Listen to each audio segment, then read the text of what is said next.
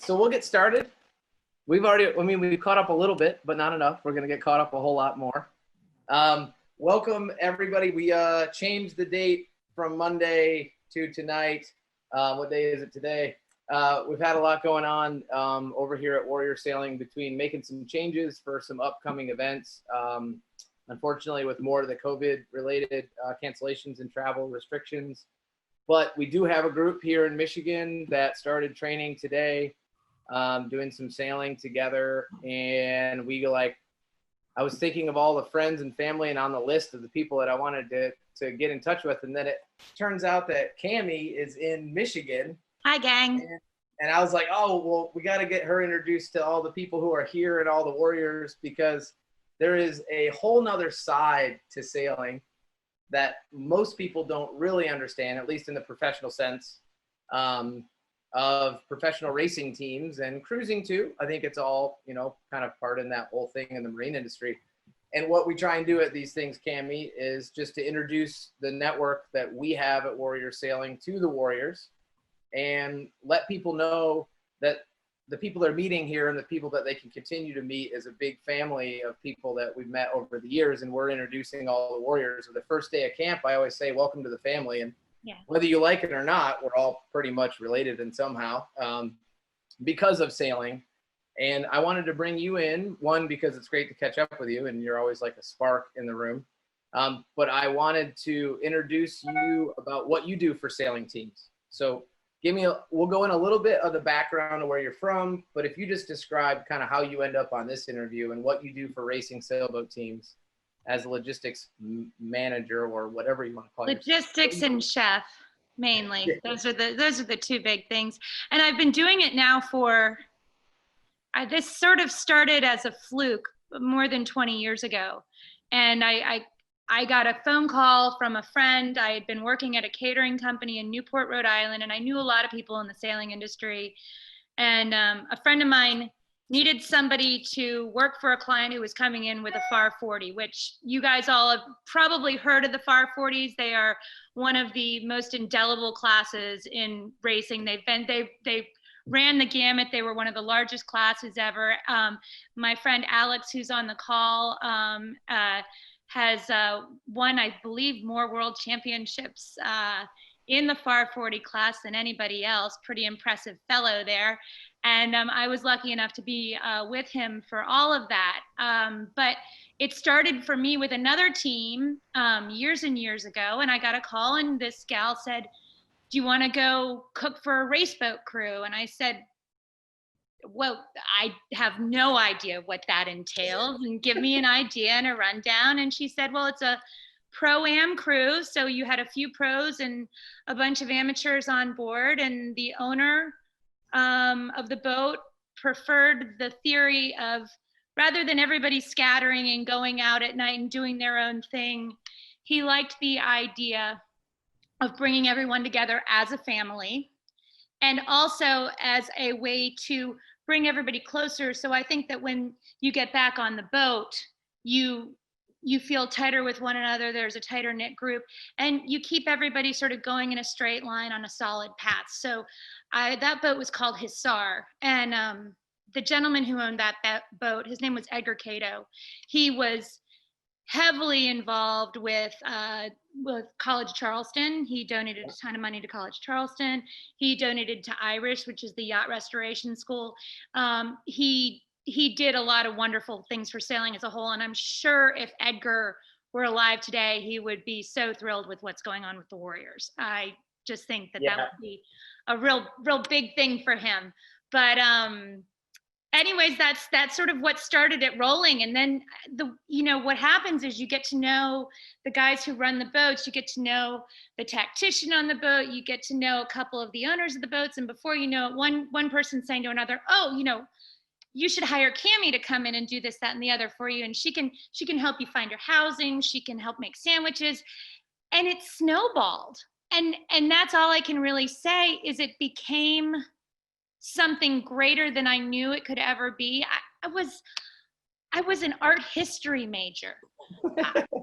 I was a painter. I had no idea that this existed as a career. And I think when I when I tapped in with Terry Hutchinson on Barking Mad, that was when it all really started to take off. Jim Richardson, who was the owner of Barking Mad and is also a dear friend of mine, he and Terry brought me in fairly early on in that program, and we took sailing sort of, I would say, to a whole different level as far as the coordinated logistics of putting a team together, not just on the water, but in the home, and making sure that it all just ran as smoothly as possible so the sailors could really get out there and do what they needed to do on the water and not be worrying about anything else. Yeah. Does that make sense?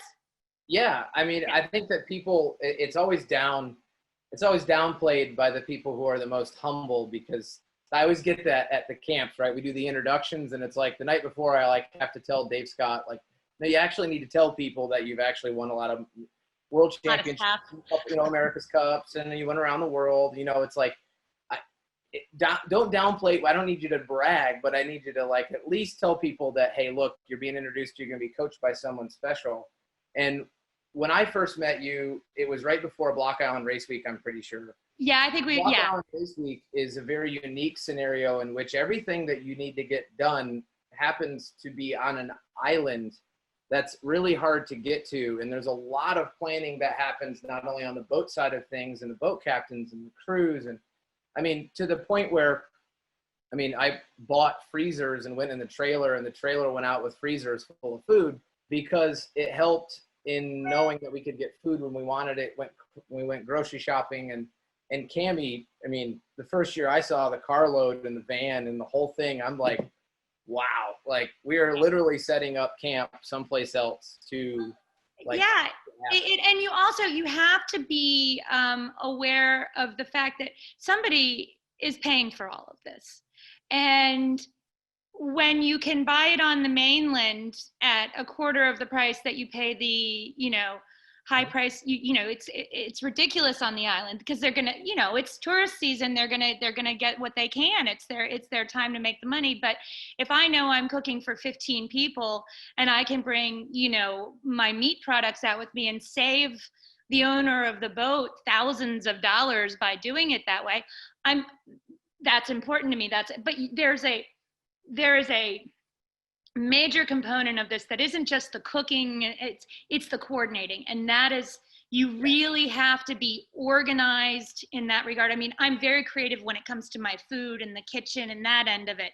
But when it comes to the rest of it, you really have to have it all lined up, because it makes everything run more smoothly. If you get out there and you're missing this, that, and the other, and you know, all of a sudden it's a last minute disaster and 15 people don't have dinner, you've got a real problem on your hands. So yeah, and Block Island is, for me, kind of a minor one. When you get into remote areas of Italy, Turkey, I've done it in Turkey. it's crazy. You know, you're in a land where you don't speak the language, where they're checking for bombs under your car. You're a blonde-haired American woman alone in the world. It's a unique situation when you go to the grocery store. So and you're buying for 15 people. Yeah. So it's not like you go and they're all like, what are you doing? That was awkward.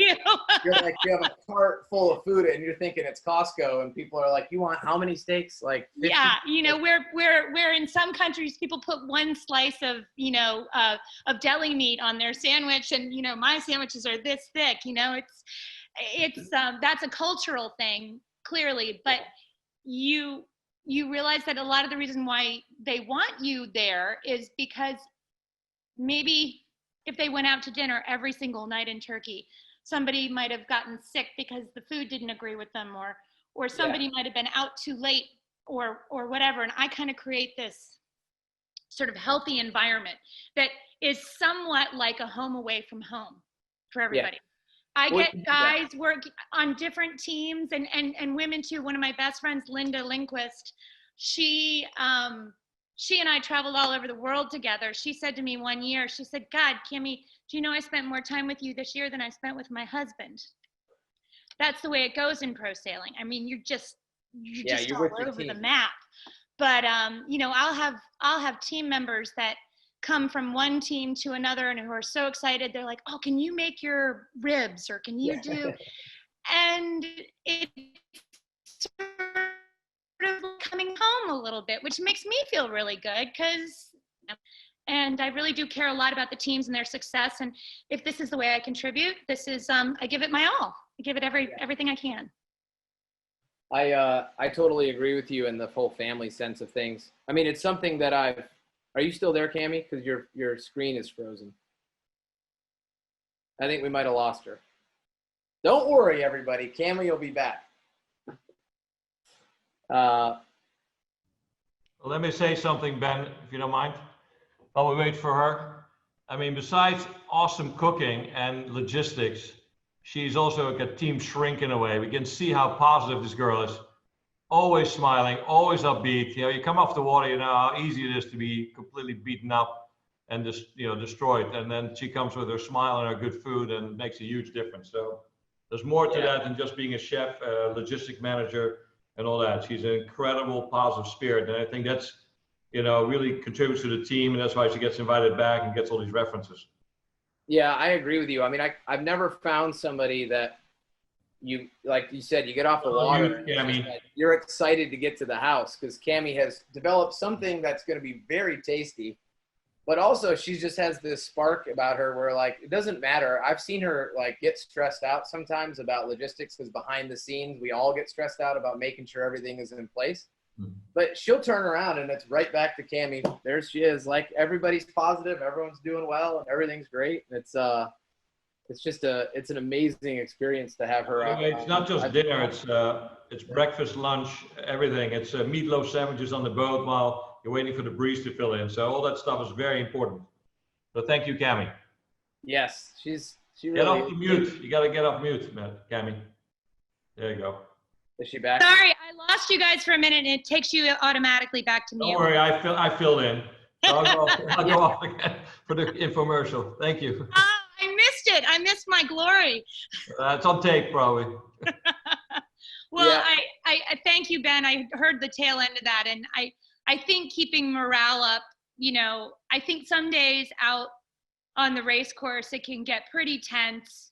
And I know from experience, from hearing it on the tail end, there can be some words said on board the boat, and, you know, somebody ran into somebody, or something can go terribly wrong out there. And so if you can kind of create a cool, calm, collected, and happy environment when everybody gets back in, it helps kind of take the edge off, I guess, the best way to put it. Well, and I think part of that, creating that family network, is one of the things that I've tried so hard with Warrior Sailing. It's one of the things that I think the veterans, what we found and what I found, one of the things that the veterans miss the most is that group that they worked with, and they always had somebody to rely on them, and you can rely on that. You know, like, they had this like band of brothers and sisters that they all of a sudden, a lot of times, they don't have anymore. And so there's like, and I think that there's a little bit of sailing separation too, where, like, if we don't see each other for a long time, it's like you start over right again. Like, we hadn't seen, you know, we haven't missed a moment because we shared something together. We experienced that. You were at the house. We had all the logistics. It was like running perfectly. We did well. We remember the races. It's fun. And that family and camaraderie is what we are trying to create more so. Yes, we're developing some amazing sailors, and sailing is so important. I love sailing. It's fantastic. But I think what I'm trying to show everyone in this is that it's the family. Yeah.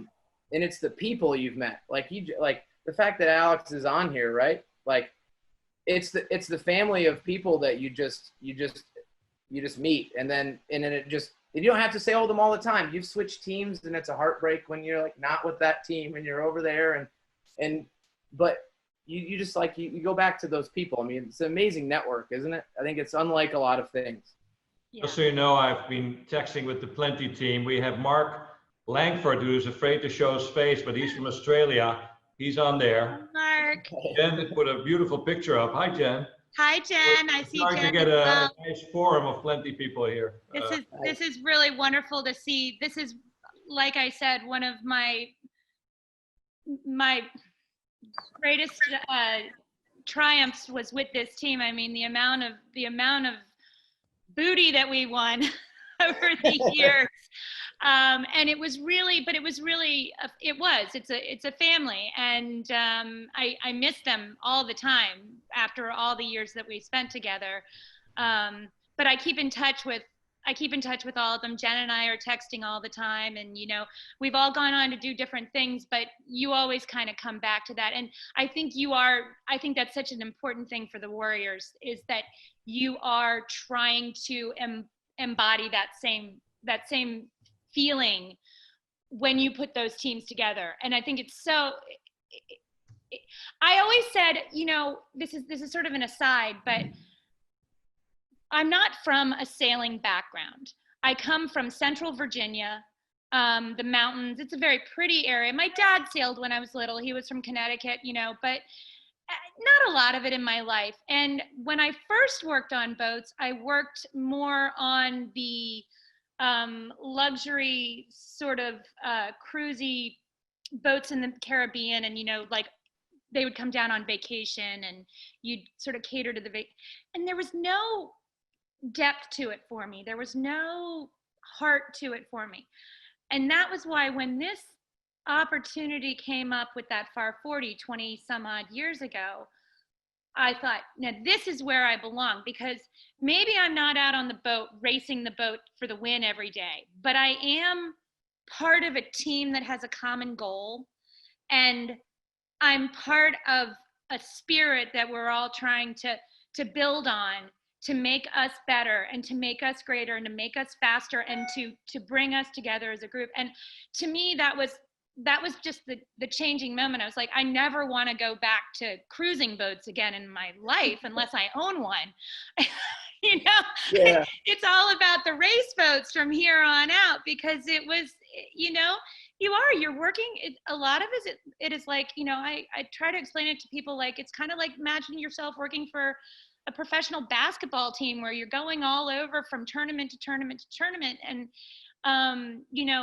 you do that. The interesting thing about sailing is that everybody intersects and crosses paths over and over again on different teams in different continents. And, people think it's sort of this nomadic life, but it's really not, because it's always the same wonderful family.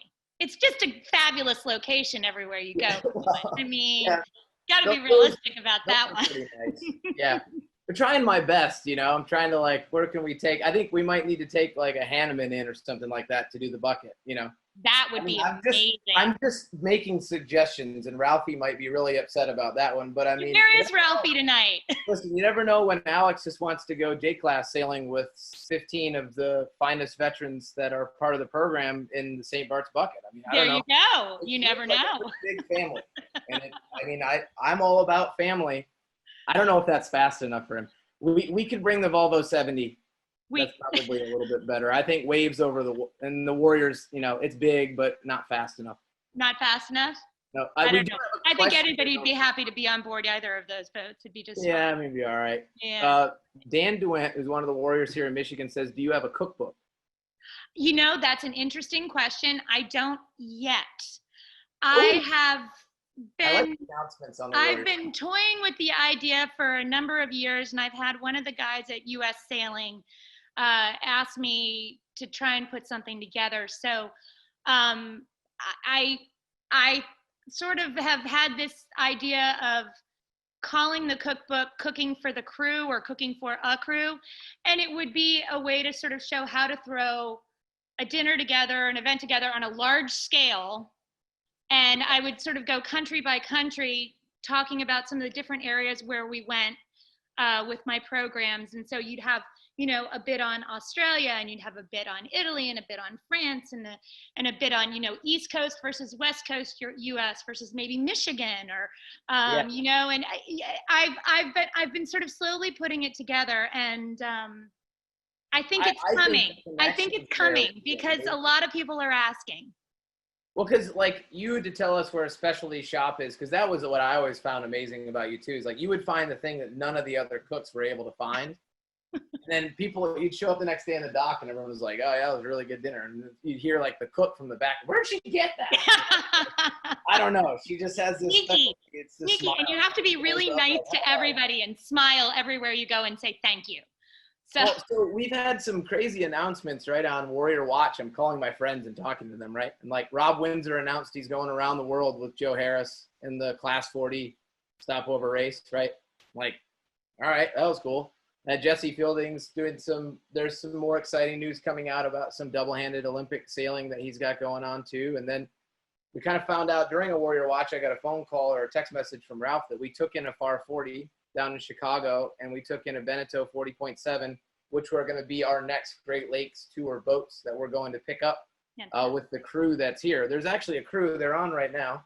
The crew, I picked up somebody from the airport, buff and all, and we went to Costco and we loaded up, and I felt like Kammie walking around. Do we need another buggy? Yes. We need another buggy. Yes, get another one, fill it up. Another one, and we went and at the house, and everyone over there is cooking as a family in a house and like trying to create that camaraderie that we've got going on. I'm just really excited that it's extended into the program.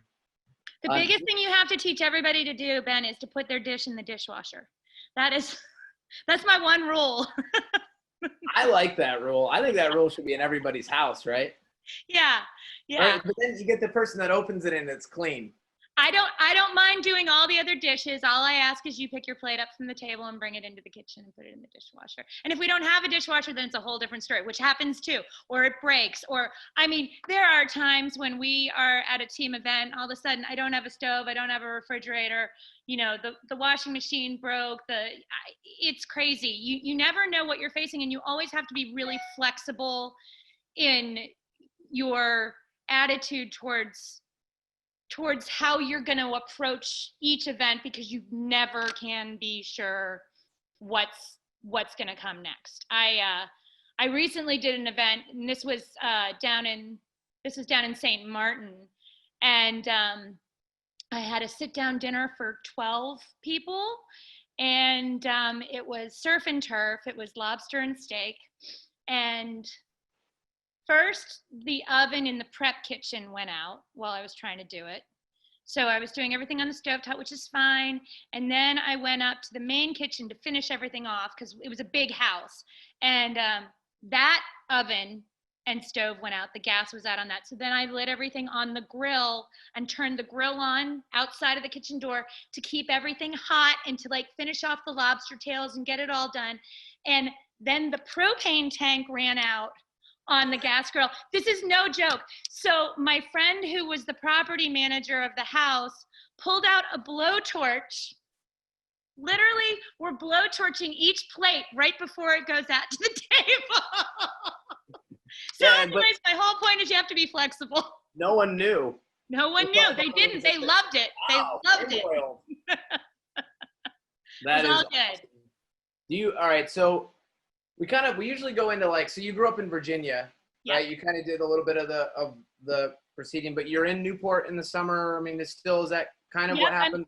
So I grew up in Virginia, and my only point in saying that was I did not grow up on the water. Now, my grandfather had a sailboat, and I went out sailing as a kid, and I kind of knew my way around the water, but didn't grow up, at a yacht club with a sailing vibe and, that whole sort of attitude that so many of my friends come from, where they've been sailing since they were little teeny kids. Did I lose you again? No. Oh, okay. I was just sitting there still. So it was different for me, and then I moved to Newport because I had cousins there, and I just fell in love. Everything about it. And I actually used to sail. You wouldn't believe it. I did Wednesday night sailing. I did. But then when this whole job took over, I've got a bunch never found time for it anymore. What's that? Will convince you to go sailing because they have a very good power over everybody. It's oh, really? You're not going to go? So, I could get back out on the water again. I wouldn't mind that. All right. We'll got that. We're getting a cookbook out of Kammie, and you're coming sailing with us. I love it. We can do the cookbook promo while we're sailing. How's that sound? For whatever event happens in the bucket. This is great. We're getting so much fun. Alex, are you in on all this too? I think. Not yet, not yet.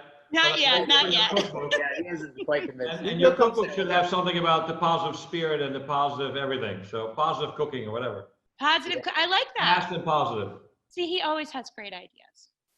That's great. Yeah, I like so that. You're playing right now. You're in Michigan, and that's one of the reasons. So you're cooking for a couple team or one team now. One team specifically in Michigan.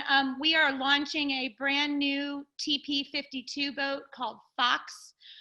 This is the owner's second 52, but this one he just had commissioned. It was built in Spain during COVID, which was a unique experience. We had one of our guys from our team on the ground with the guys in Spain, and they were running them in shifts where only 2 of them were allowed to be on site at a time working on the boat, but they were, working these long shifts. Then they had to shut it down completely for a while because Spain was in such bad shape with the COVID.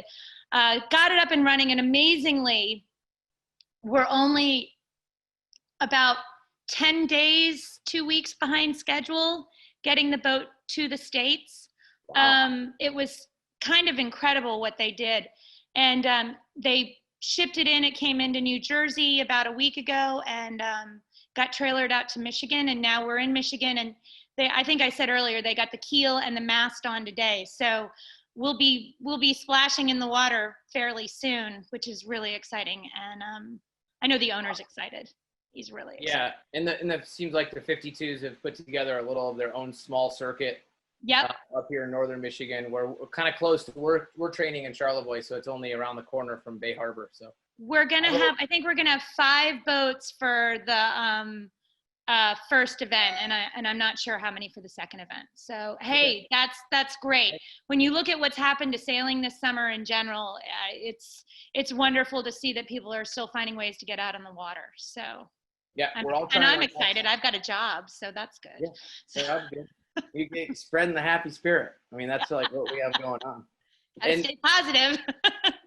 So your path has crossed with us. I think you've cooked for us twice, right? 2 or 3 times. I cooked for you at Ida Lewis. Yeah.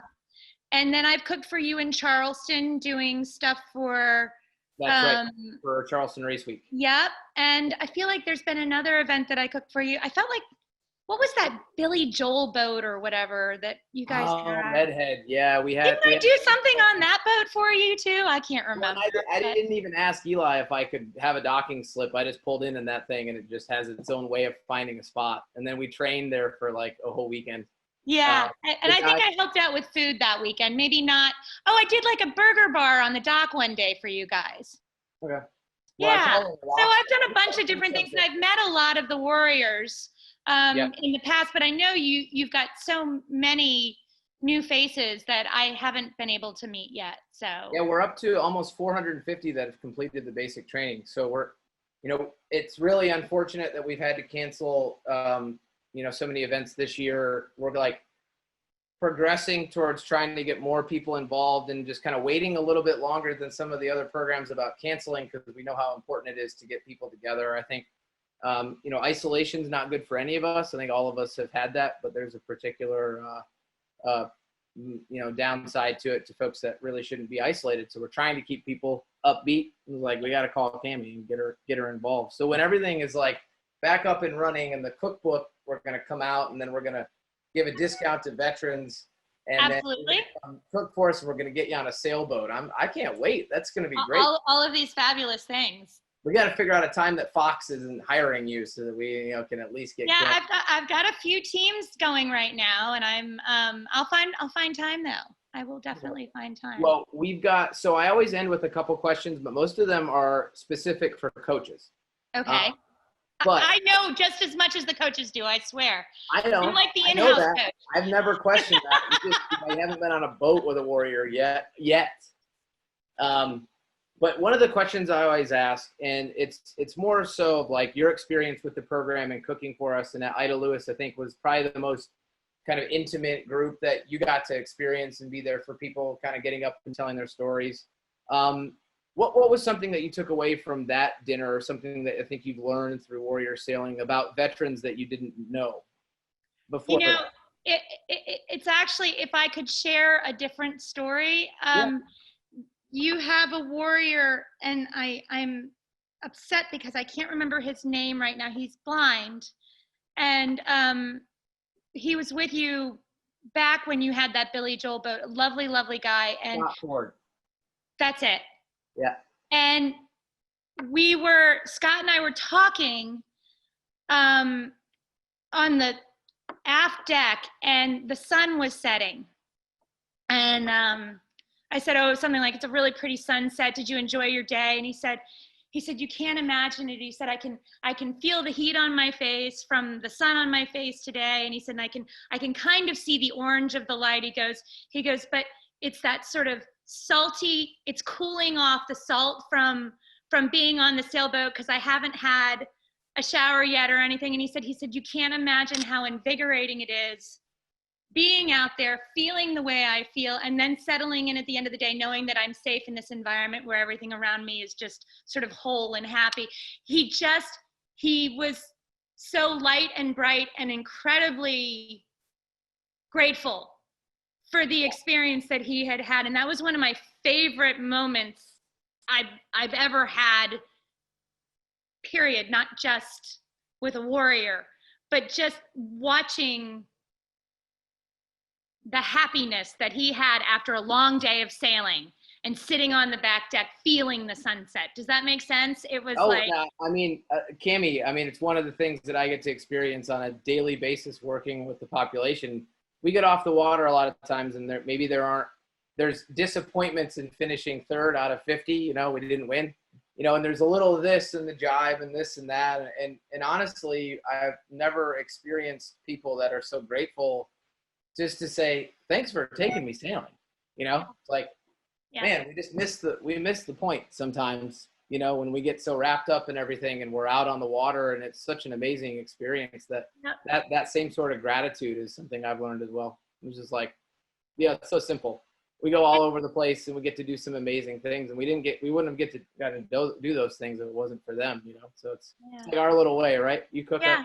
Exactly. So that for me, I just, the feeling of gratitude was the greatest vibe I've ever gotten from the world. And now we're slowly taking over. We got 450 people that want to be sailors all over the place, so they're popping up all over the place, wearing their warrior gear, and ended up on boats. And it's so fantastic. the other question I always ask people is, how do you get involved in the network of sailing? And it's the same answer every week, because it's the same kind of thing.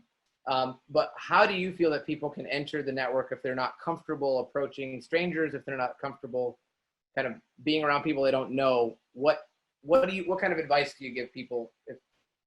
Well, me, I guess I come from a mindset that it's always okay to ask, and it's always okay to try, because usually it works both ways.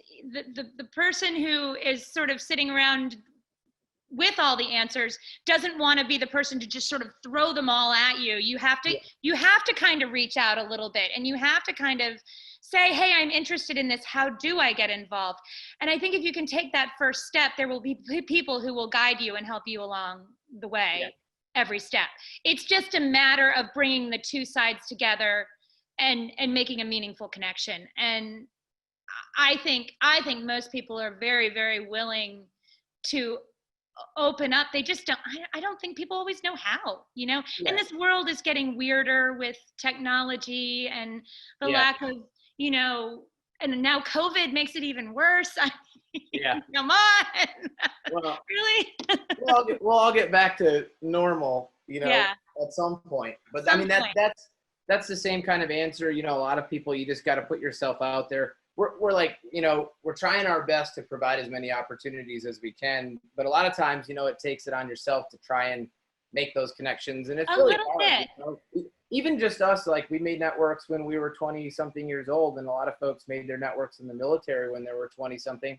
They're not 20 something now. And you and I know that we, like our friends that we have, kind of hard to meet friends when you're a little older. So I think sailing is something that can bring that bond together, but the basics that we're teaching can get people on boats. Kind of like that email I sent you about putting a warrior on each 52 for the distance race.